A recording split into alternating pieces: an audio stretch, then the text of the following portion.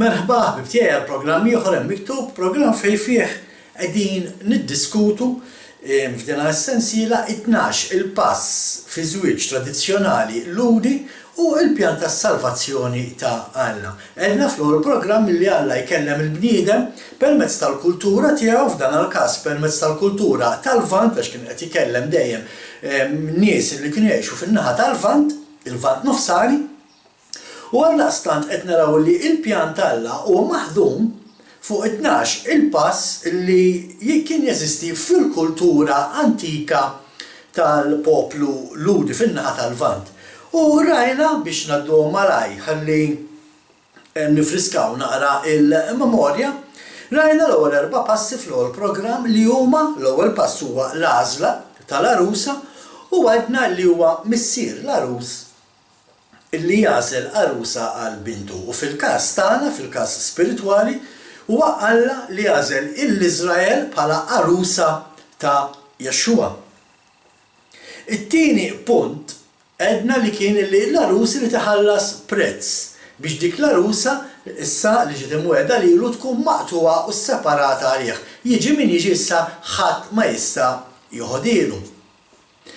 Jexxua għamel dan għalina permezz tal-mewta tiegħu fuq is-salib fejn permezz tagħha aħna ġejna maqtwa ġejna isseparati issa biex nistgħu nkunu l-arusa ta' Jexxua il-Messija. It-tieni punt għedna li ikun hemm kitba bejn l-arajjes, l-arus jikteb il-kitba fejn fiha jagħmel il-wedi tiegħu lejn l-arusa tiegħu u jgħid l-arusa tiegħu x'qed jistenna minnha biex tkun maqtuwa u separata għalih. Dana nafu li sar għalina wkoll meta Alla ta' il-liġi tiegħu fuq il-muntanja Sinaj, dik li aħna nsejħula it-Tora li hija l-katuba li hija l-kitba ta' żwieġ fir-realm ħanedlu hekk spiritwali.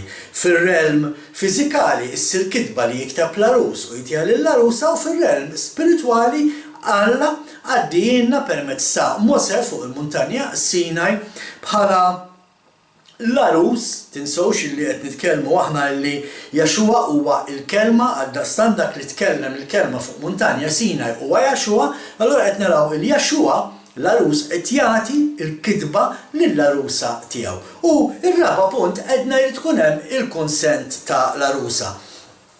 Ovvjament l-arusa tittaqbel ma' dak li kiteb l-arus biex tkun tista' tagħti il-konsens tagħha.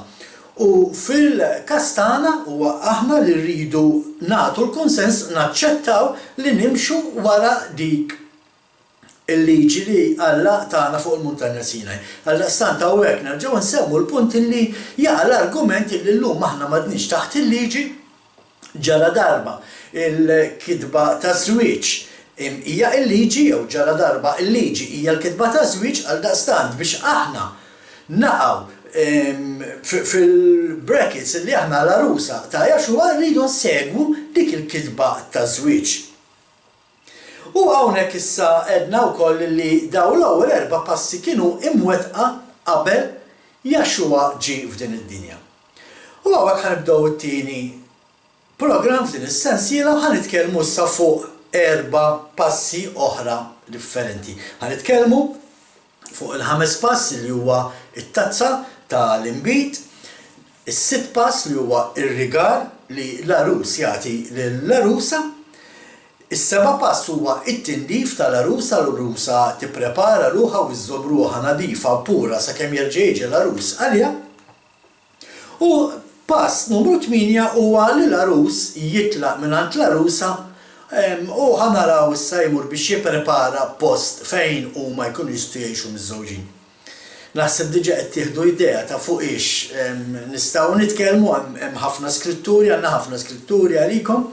Dejjem ngħidilkom bibtiegħi araw li jkollkom il-Bibja magħkom ħalli segwu dak li aħna nkunu qed nagħmlu jekk intom m'għandkomx il-Bibja magħkom għall-inqas ħudu nota ta' dawn l-iskritturi ħalli tkunu tistgħu tiċċekkjawhom fil-Bibja. Dejjem tistgħu terġgħu tisimgħu il-programm biex tikkonfermaw dak li tkunu intom smajtu u ktibtu. Għaldaqstant daw it-tmien daw l-4 passi issa nitkellmu fuqhom, issa daw l-4 passi seħħew meta Jexua kien qed jgħix fostna.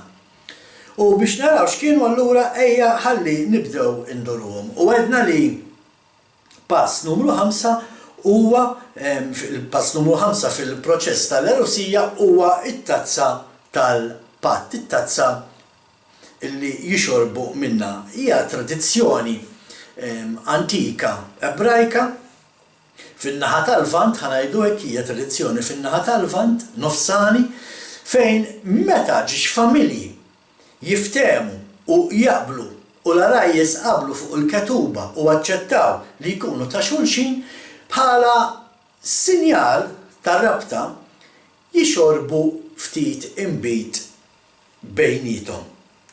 Għalhekk insejħa it-tazza tal-imbit.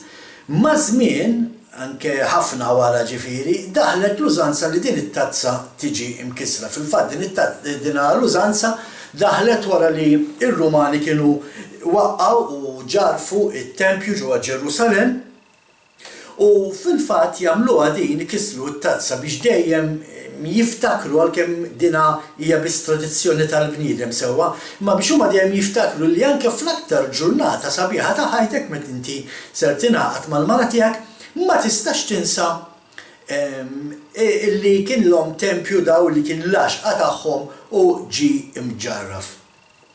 Għaliex nafu li it-tempju kien ġi imġarraf u hawnhekk fejn irridu naħdu l-messaġġ laqqas minn din it-tradizzjoni, it-tempju kien ġi imġarraf minħabba illi l-poplu ma kienx fidil lejn Alla, fil-fatt nafu li għax ma rridx jemmen, ma rridx jaċċetta lill-ibnu Jexua.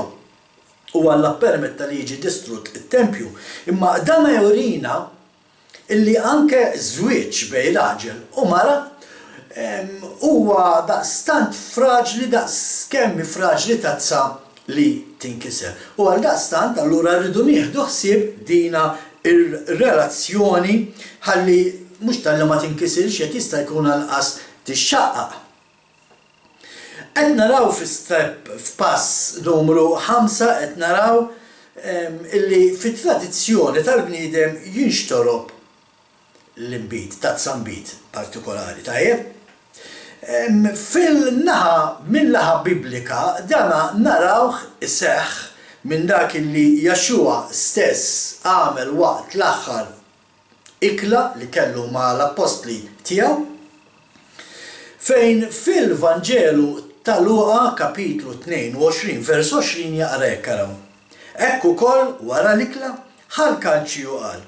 Dan il-kalċi huwa l-patt il-ġdid b'demmi, id-demm li jxerret għalikom. Mela qed naraw illi bħal fin-natural il-familji tal-arajjes jixorbu dik in-naqra imbit biex jissiġillaw il-patt, l-istess qed jagħmel Jexua fl-aħħar ikla.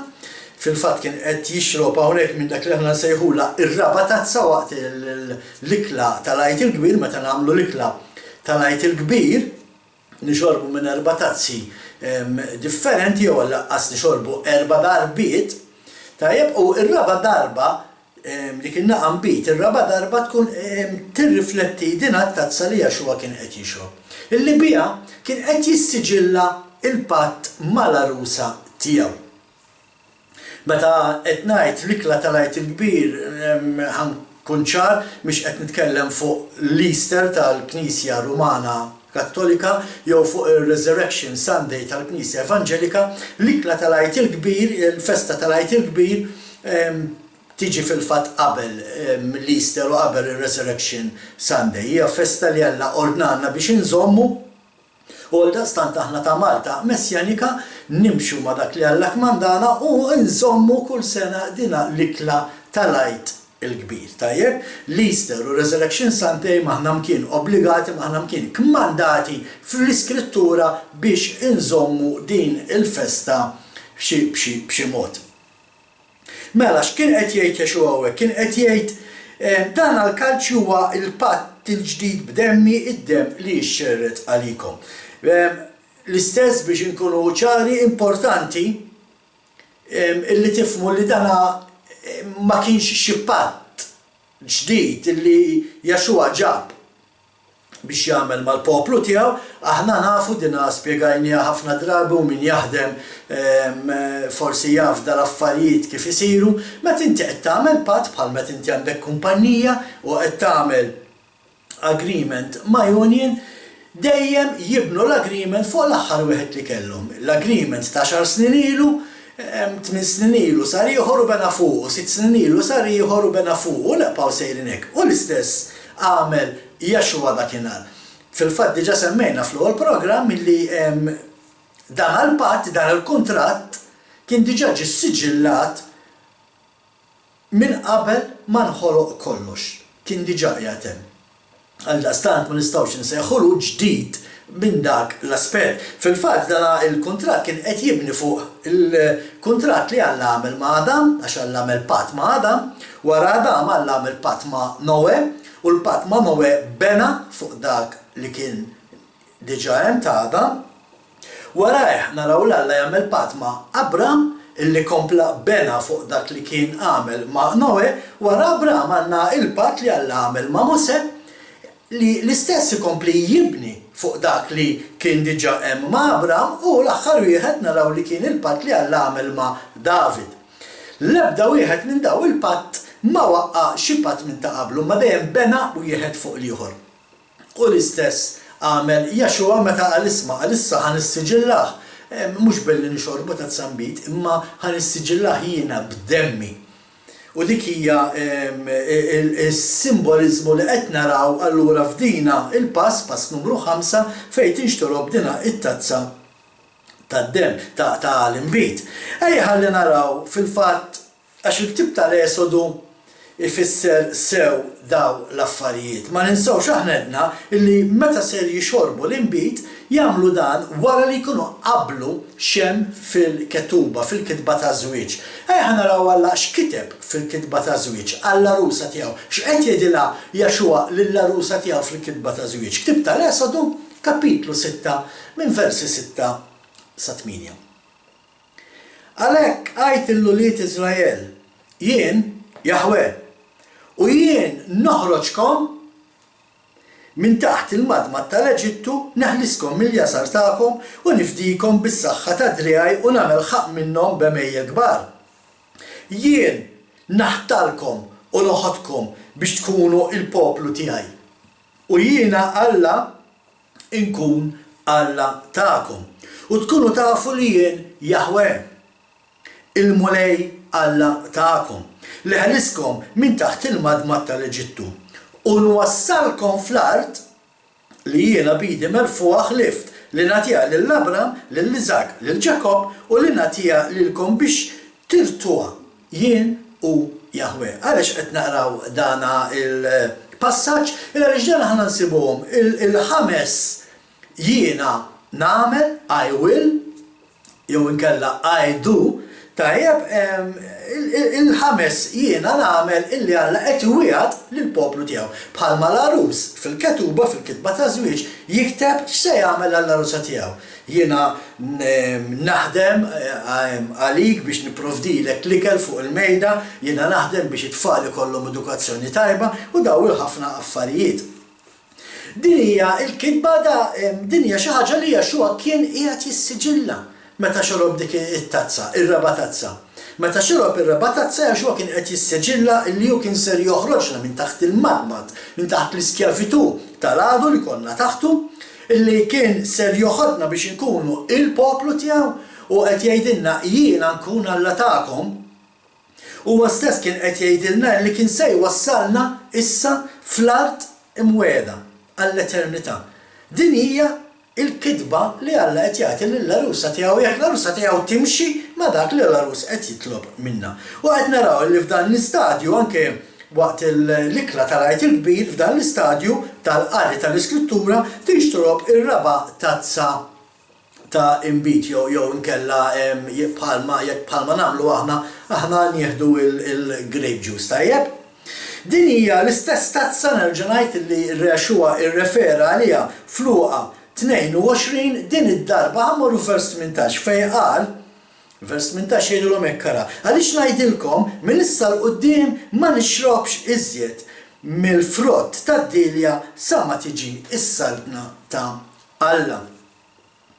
U dan jerġa' iseħħ allura dan se jerġa' jixrob minnu dan il-frott tad-dilja Jexua se jerġa' jixrob minnu biss meta iseħħ iż-żwieġ ta' Jexua mal-arusa tiegħu fis-saltna. Dan huwa suġġett interessanti issa diġà qedtilkom nerġa' nfakkarkom wara din is-sensiela għandna tagħlim ta' min l-arusa, min huma il-mistednin. Għax kulħadd jaħseb lu ħajkun l-arusa ta' Jexua imma l-kelma tgħid ukoll li hemm il-mistednin. U rridu naraw x'in id-differenza bejn l-arusa ta' Jexua u l-mistednin għat-tieġ.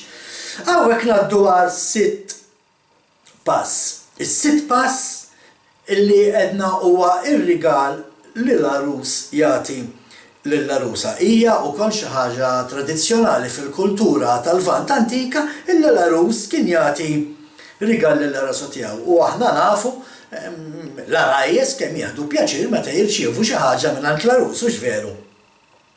U l-istess ħaġa għandha tiġri b'dak ir-rigal li Jexua ħalla lill-arusa tiegħu. Għandna nkunu ferħanin. Għandna l-fiex nifirħu b'dana ir-rigal li Jexua tagħna. Il għaliex ma ninsewx Jexua ħallilna rigal qabel telaq u qal in-nisma' ħanitlaqhom u nippreparalkom post imma mis se nħallikom orfni, mis se nħallikom waħidkom se nibatilkom l-Ispirtu Qaddis u meta jiġi u se jmexxikom fil-verità. U dan huwa ir-rigal li Jexua ħalla lill-arusa tiegħu, l-Ispirtu Santu. U fil-fatt taraw xi jgħid fil-Vanġelu ta' Ġwanni, Vanġelu ta' Ġwanni kapitlu 14, versi 15 u 17 fejn jgħid hekk Jexua jekk tħobbuni ħarsu l-mandamenti tiegħi. Mela diġà qed tidin nisma' jekk tħobbuni waqt li jiena mhux qiegħed hawn, waqt li jiena ħanitlaqkom biex immur nippreparalkom il-post fejn toqgħodu meta niżżewġu. Ħarsu l-liġi tiegħi, ħarsu l-kmandamenti, ħarsu l-kitba taż-żwieġ li jiena qed inħallilkom. U jien nitlob lill-missier u hu jagħtikom difensur ieħor biex jibqa' magħkom għal dejjem. L-Ispirtu tal-verità li d-dinja ma tistax tirċevih. Għax hija la taraħu għas tarfu, iżda intom tarfuh għaliex jammar magħkom u huwa fikom. Mela qed jgħidilna Jexua isma' ħanħallilkom l-Ispirtu Santu, ħanitlob l-Alla jibgħatilkom l-Ispirtu Qaddis jammar fikom għaliex biex inkunu kapaċi inżommu il-liġi, il-kitba ta' żwieġ, it-tora jew il-ketuba sejħla li trid biex inkunu nistgħu nżommuha ħalli sakemm jiġi Jexua aħna nkunu nemxu fit-triq fejn aħna fidili, ninstabu fidili, ninstabu arusa pura. Fil-fatt dan nsejħulu aħna lingwaġġ matrimonjali ta' Jexua. Meta Jexua kien qed jitkellem dan id-diskors, l-apostoli kienu qed jifhmu x'qed jgħid għax għalihom dan kien lingwaġġ matrimonjali, lingwaġġ ta' żwieġ ħanedulu hekk ta' xi ħadd illi qed jgħid xi ħaġa lil min ser jiżżewweġ. Jekk tħobbuni qed jgħidilhom Jexua, imxu mal-ketuba tiegħi, imxu mal-kitba li jiena tajtkom permezz ta' Mosè fuq il-muntanja Sinaj. U dan jfisser illi għalkemm għadna ma żżewġniex, imma xorta rridu nkunu fidili, xorta rridu nkunu maqtuwa, rridu nkunu isseparati għall-arus tagħna, għal Jexua. Kif se nkunu maqtuwa? Kif se nkunu isseparati? Billi nimxu ma dik il-kitba ta' żwieġ li hu stess tagħna minn fuq il-muntanja Sinaj. B'hekk biss aħna nkunu maqtuwajn, b'hekk biss nkunu separati. Jekk inti qed tiċċelebra il-festi tal-Knisja Romana Kattolika anke bi skuża li inti parti mill-Knisja Evanġelika, jiddispjaċini ngħidlek inti m'intix qed timxi mal-kitba ta' żwieġ li Jexua ta' lill-arusa tiegħu imma qed timxi ma' xi ħaġa li ħoloq il-bniedem. Jekk inti għadek qed iżżomm il-jum tal-Ħadd Qaddis u ma titx bil-jum tas-Sibt, jiddispjaċini ngħidlek inti m'intix qed timxi mal-kitba li Jexua ħalla lill-arusa tiegħu imma qed timxi mal-kitba magħmula mill-bniedem. Imma fuq dan naħseb qedna ħafna min irid jisma' hemm biżżejjed programmi tajjeb imma dan huwa il-verità. Din hija dak li qed joħroġ minn dawn l-affarijiet kollha. B'hekk nafu min hi l-arusa tiegħu ta' Jexua hija dik li timxi mal-kitba ta' żwieġ. Jekk inti m'intix timxi mal-kitba ta' żwieġ, inti ma tista' tkun qatt l-arusa ta' Jexua. U importanti li nkunu nafu x'inhu allura ir-rigal li Jexua ħalla lill-arusa tiegħu. U aħna nafu li ħallilna l-Ispirtu Santu. Imma għalinna jmexxikom fil-verità. Allura rridu nkunu nafu x'inhi l-verità li l-Ispirtu Santu qiegħed imexxina fiha. X'inhu huma r-rigali li Jexua qiegħed itina permezz tal-Ispirtu Santu. U dan nsibuha. L-istess fil-ktieb tal-Galatin, din id-darba ktieb tal-Galatin kapitlu 5 versi 22 u 23 fejn jaqrek kara. Il-frott tal-Ispirtu huma l-imħabba, l-għena, is-slim, is-sabar, il-ħniena, it-tjieba, il-fidi, il-ħlewwa, ir-rażan. Dan huwa l-frott, dan huwa ir-rigal li Jexua ħallilna. Kif nafuh dan? Għax il-vers ma jaqafx hemm. Il-vers ikompli. Ejja ħanaraw x'ikompli jgħid il-vers. Kontra dawn ma hemmx liġi. X'jiġifieri kontra dawn ma hemmx liġi? Ma jfissirx li l-liġi ma dix hemm. Ifisser li meta inti timxi ma dan il-frott tal-Ispirtu, inti meta Jexua se jiġi biex jieħdob bħala rosa tiegħu, mhux se jsib li ksirt il-liġi, anzi ħajja tara daw imxew mal-liġi tiegħi. Mela daw jistgħu jkunu l-arusa tiegħi. Jekk inti ma tħaddimx daw il-frott tal-Ispirtu Santu, inti il-liġi ħatiġi kontrik. Iwa ħatiġi ġudikat. Ħatiġi ġudikat li ma mxejtx fl-imħabba, jew ma mxejtx fil-għena, jew ma mxejtx fis-sliem, jew fis-sabar, jew fil-ħniena, jew forsi kont bla fidi. Għalhekk importanti illi l-kitba ta' żwieġ li Jexua ħallilna nimxu magħha. Meta nimxu magħha qed jibatilna l-Ispirtu Santu bħala rigal l-arusa ħalli l-arusa biex inkunu nistgħu nimxu magħha u l-frott ta' dik il-kitba ta' żwieġ huma daw il-frott illi għadna kif semmejna li Pawlu jsemmi fil-ktieb tal-Galatin. Nagħmlu ċara l-importanza huwa min qed jagħti daw ir-rigali.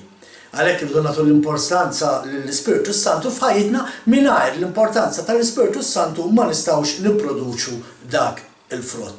Huwa biss permezz tal-Ispirtu Qaddis li aħna nistgħu nipproduċu dan il-frott u għaldaqstant nistgħu nikkwalifikaw biex inkunu l-arusa ta' Jexua il-Messija. Interessanti ħafna jekk intom tmorru fil-Vanġelu tal-Luqa, il-Vanġelu tal-Luqa nsibu 3 paraboli illi jitkellmu fuq is-saltna. U fil-fatt hemm waħda minnhom dik li hija fin-nofs, illa għaliex inti l-ewwel waħda għandek waħda fuq in-naġa l-mitlufa, għandek l-aħħar waħda hija fuq liben il-ħali u dik tan-nofs hija fuq dik il-mara li tilfed dik il-munita u tgħix kemm inkwitat meta ma setitx issiba. Ejja naqraw ir-rakkont. Luqa kapitlu 15 versi 8 u 10. Jew min dik il-mara li jkollha 10 drakmitu titlef waħda minnhom li biex sejra tixel il-mużbieħ u tiknes id-dar u tiqbad tfittex bil-għaqal sa ma ssiba. U meta ssiba issejja għandha l-ħbieba u l-ġirien u tgħidilhom ifirħu miegħi għax sibt id-dragma li kienet intilfitli. Ngħidilkom jien l-istess ferħ ikun hemm fost l-anġli ta' Alla għal midneb wieħed li jindem. Il għaliex din il-munita kienet daqshekk importanti għal din il-mara. Għax kienet fqira ma kellix kliefa. Xejn minn dan. Għaliex Jexua qed iġib dal-argument biex jgħidilna kemm ikun hemm ferħ fis-sema meta xi ħadd jindem minn tnubietu. Fil-fatt hawnhekk ara ħanurukom sensiela ta' ritratti inħeġġixkom tarawhom ħalli tkunu tistgħu tifhmu aħna x'qegħdin ngħidu tajjeb. U fil-fatt tara f'daw ir-ritratti qed naraw din il-mara illi għandha barasa dika biċċa kollha muniti hemmhekk illi hija rigal illi l-arus ta' f'dan l-istadju, fis-sitt stadju tal-arusija. Ta' dik il-kullana ta' muniti hemm imdawra ma' rasa sabiex di tiftakar fih sabiex ma tinsiex.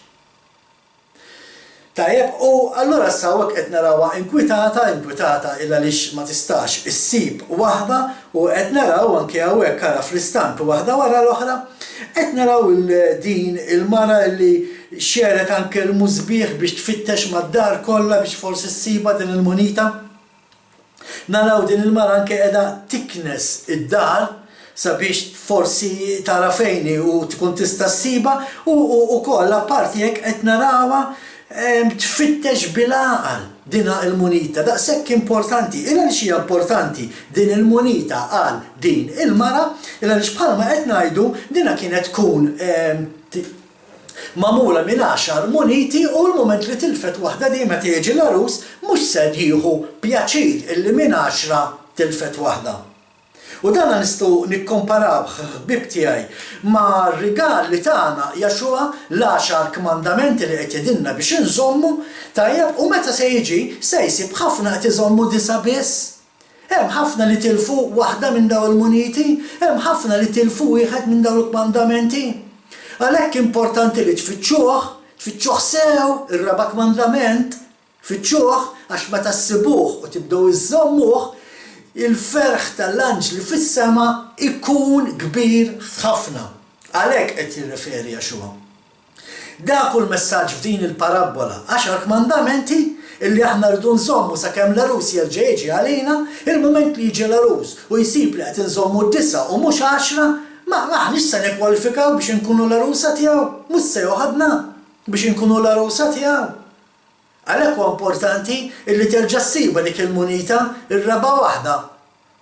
Għax dak ma nżommux, meta ngħid ma nżommux mhux qed ngħid għalina ta' Malta Messjanika, illa li aħna bekk nemmnu li aħna separati, bekk nemmnu li aħna maqtugħin, illa li aħna inżommu l-jum tas-Sibt Qaddis kif inhu mitlub mill-arus tagħna. Imma għal dawk li jaħsbu li huma l-arusa ta' Jaxua u mhux iżommu l-jum tas-Sibt Qaddis, importanti li tfittxu fil-kelma t'Alla fuq dan il-kmandament. Irreġ dan il-kmandament għadu hemm sal-lum. U meta ssibuh, tiskopruh u tibdew iżommuh kbir ikun il-ferħ tal-anġli fis-sema. Kif nafu li dan huwa s-sinjal? Tafu intom li l-jum qaddis tas-Sibt huwa s-sinjal li aħna l-arusa tiegħu. Ejja ħanaraw xejn il-Ktieb tal-Esodu, Ktieb ta' Esodu kapitlu 31 minn vers 12 sa 14.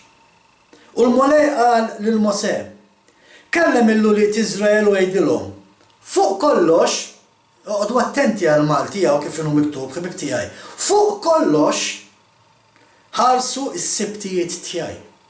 Għaraw kemm importanti ta' fuq kollox ħarsu s-sibtijiet tiegħi. Ta' Alla.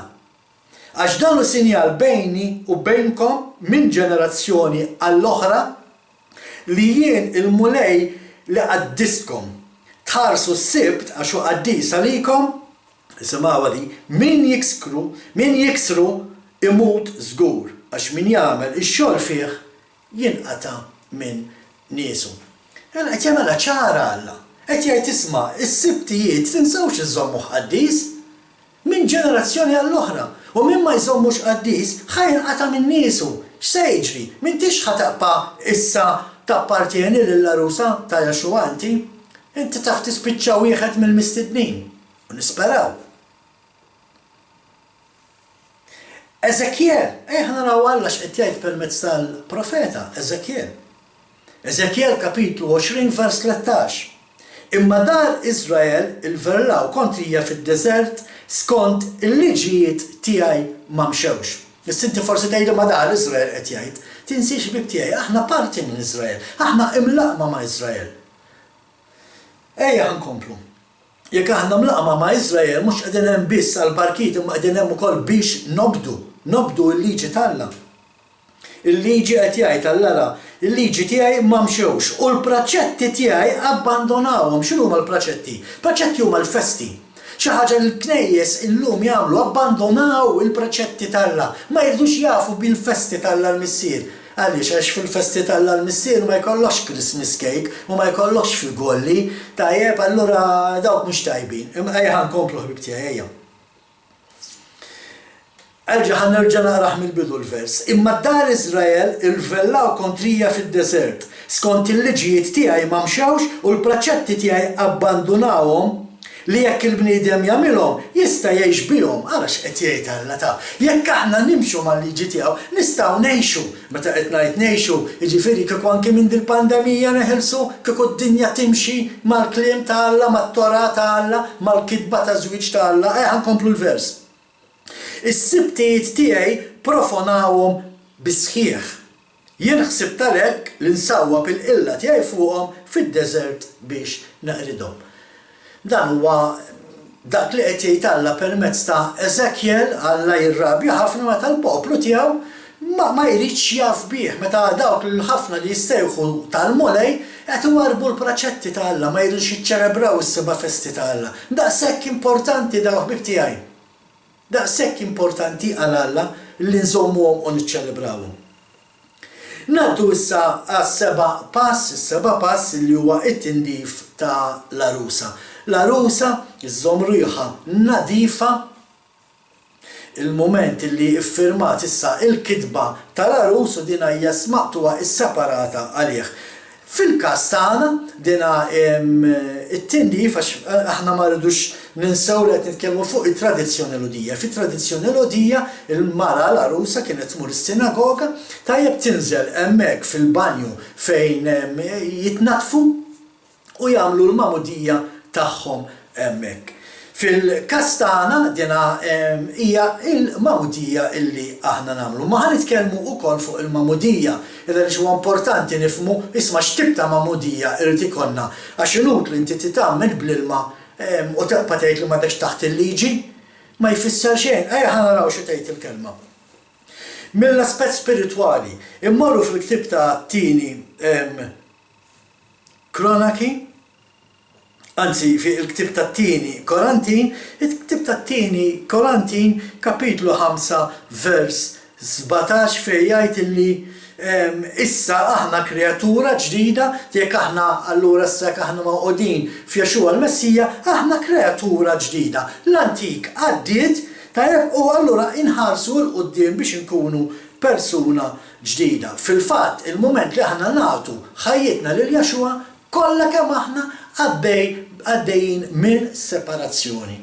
Xiġifieri, ġifieri qed ninqataw minn din id-dinja, qed niġu isseparati minn din id-dinja għaliex għax issa ġejna mweda lill-arus tagħna Jexua il-Messija. Biex inkunu ta' Jexua il-Messija irridu ninqataw mit-tradizzjonijiet ta' din id-dinja, irridu ninqataw minn dak li l-bniedem jgħid, imma rridu naraw biss x'qed jgħid Alla, għax dak jikkwalifikak biex tkun l-arusa ta' Jexua meta Jexua reġa' ġej.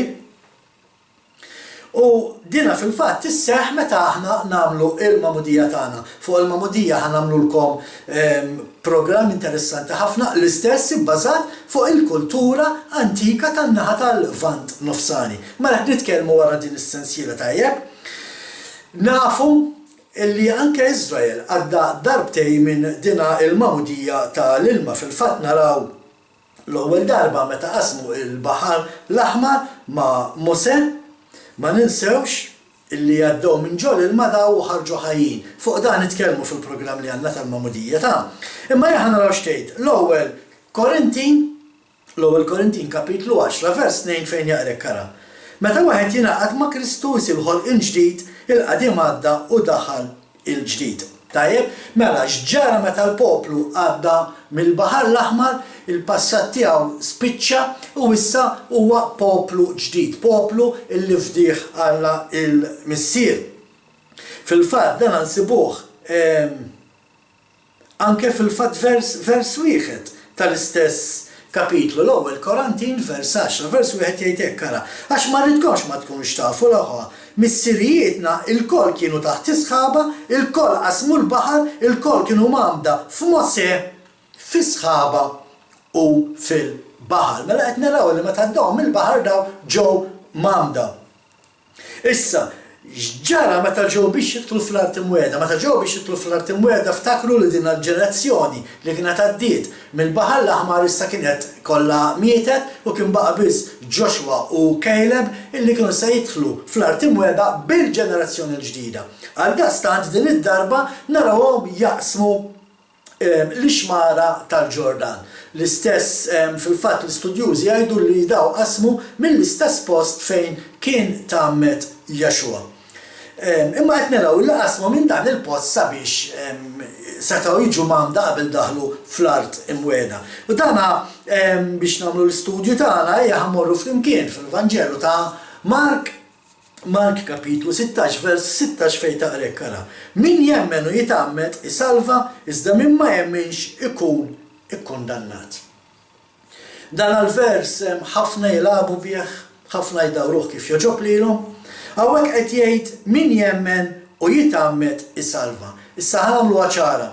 Il-fatt li inti tinżel taħt l-ilma u terġa' toħroġ minnu ma jfissirx li inti ser issalva. Ifisser biss li inti dak il-ħin dnubitek huma maħfura u qed turi huwa sinjal. Sinjal inti qed turi lil-għadu li inti ħriġt ħaj minn ġolak l-ilma. Biex tifhmu x'qed ngħid isemgħu l-programm ta' wara din is-sensiela u nitkellmu fuq dan.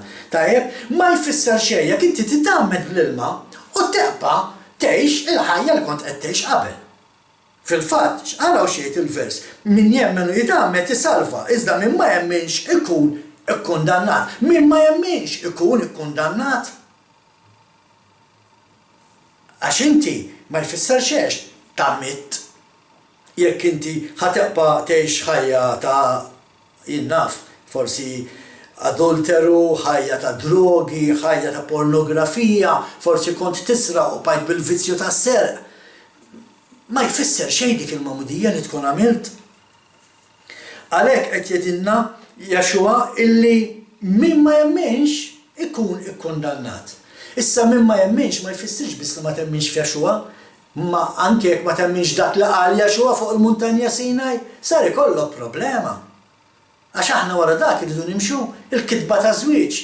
Jekk inti ma temminx dak li ħallilek miktub l-arus, ma tistax tkun l-arusa tiegħu, ma tistax issalva. Mark, kapitlu 1 vers 4. Hekk Ġwanni der jagħmel fid-deżert ixandar magħmudija tandiema għal maħfra ta' dnubiet. Mela x'kien qiegħed jagħmel Ġwanni l-Battista u kien qed jagħmel? Kien qed jgħidilhom biex jindmu biex inħaffrulhom ħtijietom għax inutli joqgħod jammidhom Ġwanni jekk daw kienu se jaqbgħu jgħixu ħajja ta' dnub. Dik l-importanti. U bekk inżommu ruħna ndaf. Inżommu ruħna ndaf mhux għax ninżlu taħt l-ilma u noħorġu, inżommu ruħna ndaf illa biex kuljum nimxu malik il-kidba li ħannilna l-arus sakemm jerġa' jiġi u jekk nimxu magħha aħna ħanżommu ruħna indaf. Ara, l-Atti, ktib tal-Atti, l-ewwel kapitlu, vers 4 u 5. Meta kien għadu magħhom ordnalhom biex ma jitilqux minn Ġerusalemm. Imma joqogħdu jistennew sa ma sseħħ il-wegħda tal-missier. Li fuqha qalilhom smajtu x'kont qedtilkom, jiġifieri li Ġwanni għamel bl-ilma, imma intom fi ftit jiem oħra titgħamdu bl-Ispirtu s-Santu. U dik hija l-magħmudija li kull wieħed u waħda minnha rridu nagħmlu ċert li għandna m'għamda bl-Ispirtu Santu, meta ngħid m'għamda bl-Ispirtu Santu, Joshua ma qalinix li meta tintlob bl-Ispirtu Santu toqgħodu tixxejkja u tisfnu tiċċaqalqu ta' miegħu noqogħdu nitqgħu minn fuq il-polkti bħalma jagħmlu fil-knejjes fl-Amerika. Joshua qalilna meta tintlob bl-Ispirtu Santu u jmexxikom fil-verità. Jiġifieri ħajmexxikom fil-kelma tiegħi, fil-kelma li ħallejtilkom jien bħala arus biex tkunu tistgħu timxuha u tkunu għaldaqstant tinstabu arusa verġni u pura ma terġa' jiġi l-arus. Minix qed nitkellem tqil, forsi qed naġġel imma tibżax meta tridu nagħmlu programmi fuq da kollu li qed ngħidu fit-tul u niftħu aktar is-suġġett. Imma qed nagħmluha ċara, irridu nżommu ruħna ndaf billi noqogħdu attenti li ma naqgħux fid-dnub, illi nimxu mal-kitba li ħallilna Joshua. U hemm l-Ispirtu Santu li ħajjejna nimxu dik il-mixja. Ejja ħallilha għaddu għall-aħħar punt. l-aħħar punt fejn punt numru 8 f'dan il-każ, fl-aħħar punt ġifieri f'dina il-programm għax baqa' 4 oħra wara daw, pass numru 8 qed naraw it-tluq tal-arus. L-arus jitlaq fit-tradizzjoni tal-kultura tan-naħa tal-Lvant, l-arus mbagħad kien jitlaq mingħand l-arusa, kien jerġa' jmur id-dar ta' missieru u hemmhekk kien jibni post fejn il-qudiem jista' jilqa' l-arusa tiegħu. Fil-każ spiritwali aħna nafu Jaxua x'qal, jekk tmorru miegħi fil-Vanġelu ta' Ġwanni kapitlu 14 versi 2 u 3 fejn Jaxua qal hekk ara. Fid-dar ta' missieri hemm ħafna postijiet u l ma kienx hekk kont ngħidilkom. Sejjer inħejjilkom fejn toqgħodu.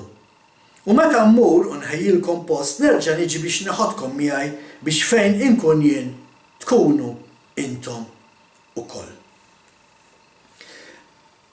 Hawnhekk Jaxua l-istess qed juża lingwaġġ matrimonjali. Kienu jafu x'qed jgħidilhom l-apostli d-disċipli, kienu jafu Jaxua x'qed jgħid. Għaliex kienet fil-kultura tagħhom meta jiżżewġu. Jaxua qed jgħidilhom isma' ħammur nippreparalkom post,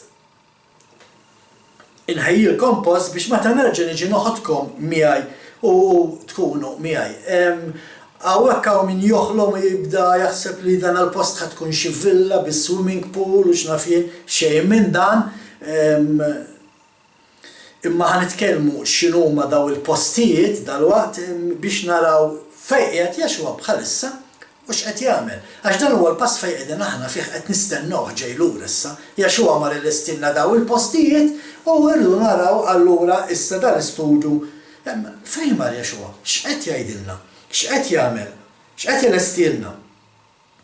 Imma tinsew huwa lingwaġġ matrimonjali li Jaxua qiegħed juża f'dan id-diskors. Anki Pawlu. Pawlu seta' jifhem x'qal Jaxua meta fil-littra li kiteb l-Efesin kapitlu 5 versi 31 u 32 fejn Pawlu jgħid hekk ara. Għalhekk ir-raġel ħalli il-missieru u l-ommu u jingħaqad ma' martu. U jsiru t-tnejn ġisem wieħed. Dan il-misteru qiegħed ngħid għal Kristu u għal Knisja. Huwa kbir. Mela x'qed jgħid da qed jitkellem. Qed jgħid isma' il-Knisja u Kristu ser isiru ġisem wieħed bħalma raġel isir ma' mara. U dan huwa l-post fejn Jaxua mar il-lesti. Jaxua mar il-lesti il-postijiet fejn ser ikun intimu għal perjodu ta' żmien mal-arusa tiegħu. Fil-fatt, ma nafx jekk tafux fit-tradizzjoni tal-naħa tal-Lvant kienet prattika illi l-arus imur għand missieru il-lesti dina id-dar jipprepara fejn jiżżewġu. U f'din il-post meta kienu jiżżewġu l-arus u l-arusa kienu jqattaw 7 tiem. 7 tiem f'dan il-post fejn fih kienu jkunu intimi. Ma ninsawx li l-arusa ta' Kristu u Kristu meta jiżżewġu fis-sema ser ikunu intimi għal 7 snin. Hija miktuba fil-ktieb tar-Revelazzjoni jitla ta' 7 snin fis-sema, ma fuq dak nitkellmu anke fl-aħħar programm. Tajjeb? Imma ħa naraw fuq x'qed nitkellmu. Ktib tal-Atti kapitlu 1 vers 9 fejn jgħid hekk ara. Wara li qal dan huma jħarsu lejh kien maħut il fuq u sħaba ħaditulhom minn quddiem għajnejhom. U hawnhekk qed naraw l-arus mar biex ilestilna dik li bil-Ebrajk tissejjaħ ħupa, tinda. Mar jipprepara tinda. Mhux xi villa bis-swimming pool, tinet għall-arusa tiegħu fejn jkun intimu magħha. Nerġa' ngħid, it-tradizzjoni ludija hija illi l-arus imur il-lesti fejn toqgħod l-arusa u ħadd ma jaf meta ġej lura għall-arusa. Jista' jiġi lura għall-arusa biss meta jħallih meta jgħidlu missieru. Irid ikollu l-approvazzjoni tal-missier biex ikun jista' jmur għall-arusa tiegħu. U jekk xi ħadd isaqsi lill-arusa jgħidlu isma' inti meta ħadd tmur għall-arusa tiegħek biex tiżżewweġ, jgħidilhom ma nafx, missieri biss jaf.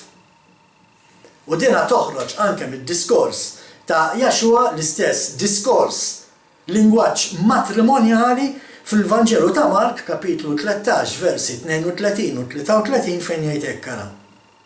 Dwar dak il-jum u s-sija ħadd ma jaf meta se jaslu, anqas l-anġli fis-sema u anqas l-iben ħadd ħlif il-missier, kunu għanejkom miftuħa isru għax ma tafux meta ser jasal il-waqt.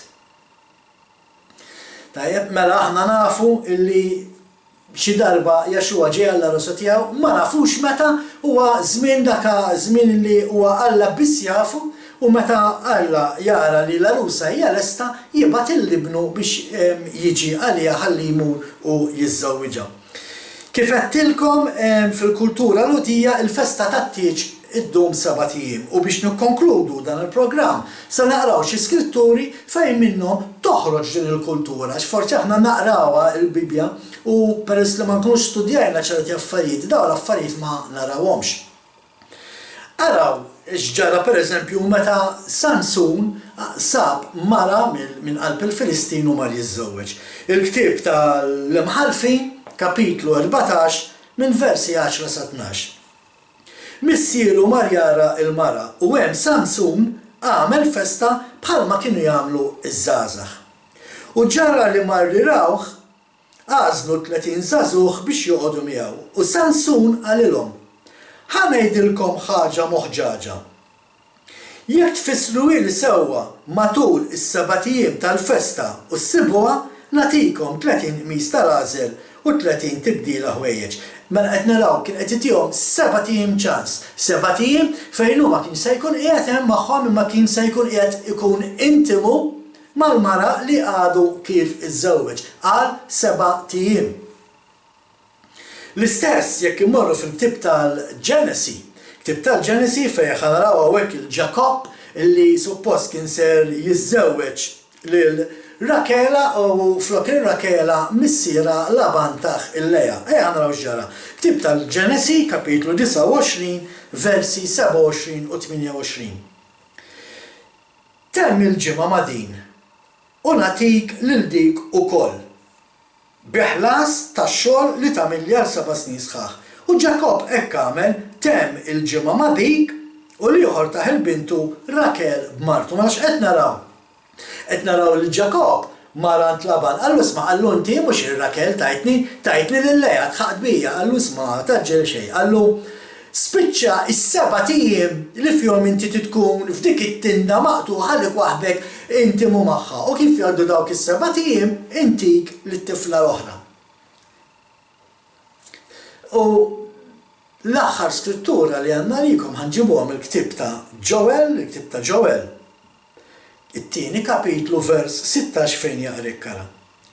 Iġbru l-poplu, qazzu l-ġema, għajtu xjuħ, iġbru tfal, it-trabi tal-ħalib. Ħajoħroġ l-arus minn ġo kamartu u l-arusa mill-kmajra tagħha. U hawnhekk nifqu biex imbagħad inkunu nistgħu ngħaddu għall-aħħar 4 passi, għall-aħħar 4 punti wkoll fil-pjan tas-salvazzjoni tal-Alla. Għaliex? Għax issa qed naraw l-arus u l-arusa ħerġin minn ġo dina it-tinda spiċċa iż-żmien illi fih ser ikunu intimi u għaldaqstant issa ser jagħmlu festa għal mistednin. U b'daka il-messaġġ inħallukom hawnhekk f'dana il-programm ħbib tiegħi bħal dejjem irridu noqogħdu attenti tajjeb illi ma noqogħdux fuq dak li jgħid il-bniedem, imma noqogħdu biss fuq dak li hemm miktub. Bħal dejjem fisem il-komplement ta' sħabi ta' Malta Messjanika insellmilkom.